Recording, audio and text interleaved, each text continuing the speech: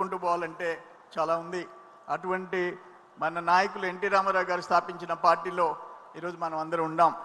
అయితే ఆస్ట్రేలియాలో ఆయనకి వజ్రోత్సవాలు జరుపుతున్నారు.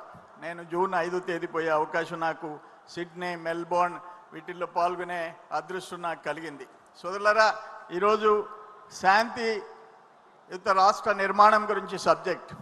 ఒక్క మాటలో చెప్పాలంటే, మొన్న జూన్లో కూటమి ప్రభుత్వం ఏర్పడి చంద్రబాబు నాయుడు గారు ముఖ్యమంత్రిగా ప్రమాణ స్వీకారం చేసిన రోజే ఇక్కడ శాంతి నిర్మాణం మొదలైంది ఈ రాష్ట్రంలో అని చెప్పేసి నేను మనవి చేస్తున్నా. దుర్మార్గపు పరిపాలన నుంచి శాంతియుత వాతావరణం ఈరోజు వచ్చింది.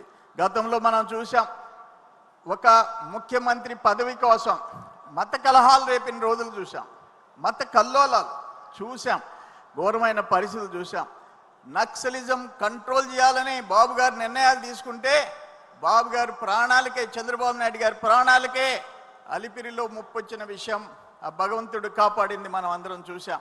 తెలుగుదేశం అంటేనే శాంతియుత రాష్ట్రం అని చెప్పి, శాంతియుత పరిపాలన అని చెప్పేసి మీ అందరికీ నేను మనవి చేసుకుంటా. ఇంకా ఇప్పుడు మీరందరూ చూసి బీసీ జనార్దన్ రెడ్డి గారు అన్నీ చెప్పారు, మనం తీసుకున్న నిర్ణయాలన్నీ చెప్పారు, అన్నీ జరుగుతున్నాయి. కానీ గతంలో జరిగిన దుర్మార్గాలు అవి చెప్పేదానికి టైం లేదు, షార్ట్ టైం ఉంది.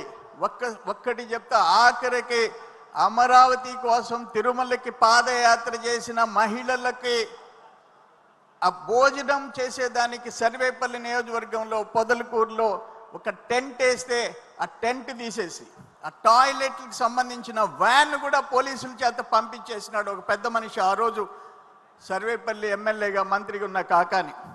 ఈరోజు ఎక్కడున్నాడు? జైల్లో ఉన్నాడు. అటువంటి పాపాలు చేసిన వ్యక్తులు ఈరోజు అక్కడ ఉన్నారు. నేను ఒక్క మాట చెప్పా, ఆ వల్లభనేని వంశీ, కాకాని గోవర్ధన్ రెడ్డి కుటుంబాల గురించి మాట్లాడినప్పుడు ఆ జగన్మోహన్ రెడ్డి గారి పార్టీలోంచి సస్పెండ్ చేసి ఉంటే, అటువంటి వ్యక్తులు ఇద్దరిని సస్పెండ్ చేసి ఉంటే కనీసం ఇంకొక 4-5 సీట్లు నీకు వచ్చిండేమో అని చెప్పా. అయితే ఆయన జగన్మోహన్ రెడ్డి మాత్రం మొన్న వల్లభనేని వంశీ జైలుకి పోసి వచ్చి ఆయన అందంగా ఉంటాడు, చాలా అందంగా ఉంటాడని చెప్పేసి వచ్చాడు. మళ్ళీ సర్వేపల్లి ఎమ్మెల్యేని కూడా ఆయన అందం చూడడానికి నెల్లూరుకు వస్తాడేమో, చూడాల్సిన అవసరం ఉంది. సోదరులారా, నేను ఒక్క మాట మీకు తెలియజేస్తున్నా, జగన్మోహన్ రెడ్డికి ఈ రాష్ట్రం బాగుండటం ఇష్టంలే. ఆయన ఒక మాట చెప్పాడు మొన్న, దురదృష్టం, అమరావతి రాజధానికి 500 ఎకరాలు చాలదా అన్నాడు.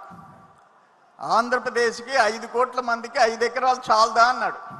నేను ఒక్క మాట క్వశ్చన్ చేస్తుండా, ఆయనకి ఎల్హంకలో ఆయన భార్య 2 బిడ్డలు, తల్లి చెల్లి కూడా ఆయనతో లేరు. ఎల్హంకలో 29 ఎకరాలు, పులివెందల్లో 5 ఎకరాలు ఆయన ఇంటికి, ఇడుపులపాయలో 5 ఎకరాలు, లోటస్ పాండ్లో 1 ఎకరా, తాడేపల్లిలో 2 ఎకరాలు, నలుగురికి 42 ఎకరాలు. కానీ 5 కోట్ల మందికి 500 ఎకరాలు చాలంట. ఇంత అంటే రాష్ట్రం పతనం కావాలా, రాష్ట్రం నాశనం అయిపోవాలా, నేను నా కుటుంబం బాగుంటే చాలనే వ్యక్తి చేతిలో నుంచి రాష్ట్రం శాంతియుతంగా ఉండాలని చెప్పేసి ఈరోజు చంద్రబాబు నాయుడు గారి చేతిలోకి వచ్చింది. ఒక్క మాట మొన్న చెప్పాడు, ఈరోజు లోకేష్ బాబు గారు నేను స్టేట్మెంట్ ఇచ్చాడు. ఒక కంపెనీలు ఇక్కడికి వస్తుంటే నీకు ఇష్టపడటంలే, 99 పైసలు ఇడ్లీ వడ అన్నాడు. కాదు, 50 లక్షలు దమ్ముంటే రాజీనామా చేయి, నువ్వు పులివెందులో చేయి, నేను మంగళగిరిలో చేస్తానన్నాడు. మన యువ నాయకుడు లోకేష్ బాబు ఛాలెంజ్ చేశాడు, దమ్ముంటే చేయమని చెప్పేసి. నేను కూడా ఈ వేదిక మీద నుంచి జగన్మోహన్ రెడ్డిని సవాల్ చేస్తుండా. ఇంత ఘోరమైన వ్యక్తి మన రాష్ట్రం గ్రోత్ రేట్ని కూడా ఘోరంగా చూపించి, మంది 8.13% రేట్తో 2వ స్థానంలో దేశంలో తమిళనాడు తర్వాత మనం ఉంటే మనం అధోగతి పాలైందని ఒక్క మాట మీ అందరికీ నేను తెలియజేస్తున్నా. సాక్షి పత్రిక చదవండి, ఈరోజు చదివితే ఈ రాష్ట్రం ఏ విధంగా నాశనం కావాలని జగన్మోహన్ రెడ్డి కోరుకుంటున్నాడో, ఆ జగన్మోహన్ రెడ్డి ఆలోచనలన్నీ ఏ విధంగా సాక్షిలో ప్రతిబింబిస్తున్నాయో చూస్తే కడుపు మండిపోయే పరిస్థితి అని చెప్పేసి. ఇటువంటి వ్యక్తులు దురదృష్టం మన రాష్ట్రంలో ఒక ముఖ్యమంత్రిగా చేరటం అని చెప్పేసి నేను మీ అందరికీ నేను తెలియజేస్తున్నా. సోదరులారా, నేను కొన్ని ప్రశ్నలు అడుగుతా మిమ్మల్ని, మీరు చెప్పాలా. ఒక ముఖ్యమంత్రిగా, ఈరోజు మాజీ ముఖ్యమంత్రిగా, గతంలో 2012లో 43,000 కోట్ల అవినీతి కేసులో, సిబిఐ కేసులో మొదటి ముద్దాయిగా ఉండేది ఎవరు అని చెప్పేసి అడుగుతా ఉండా. జగన్మోహన్ రెడ్డి. అసెంబ్లీ ఎగ్గొట్టి తాడేపల్లిలో ముసుకేసుకుని కూర్చున్నది ఎవరు అని చెప్పేసి అడుగుతుండా. జైళ్లకు పోయి మగోళ్ళ అందాలు చూసొచ్చి వర్ణించే వాళ్ళు ఎవరు అని చెప్పేసి అడుగుతుండా. అమరావతి లాంటి రాజధానిని విధ్వంసం చేసింది ఎవరు? పోలవరాన్ని పడుకోబెట్టింది ఎవరు? చిన్నానని చంపిన కుట్రదారుడు ఎవరు? తల్లిని చెల్లిని తరివేసింది ఎవరు?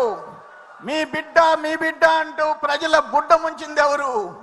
జగన్మోహన్ రెడ్డి. అటువంటి దుర్మార్గుడి చేతిలో నుంచి మళ్ళీ మన కూటమి ప్రభుత్వం చంద్రబాబు నాయుడు గారి చేతికి వచ్చింది.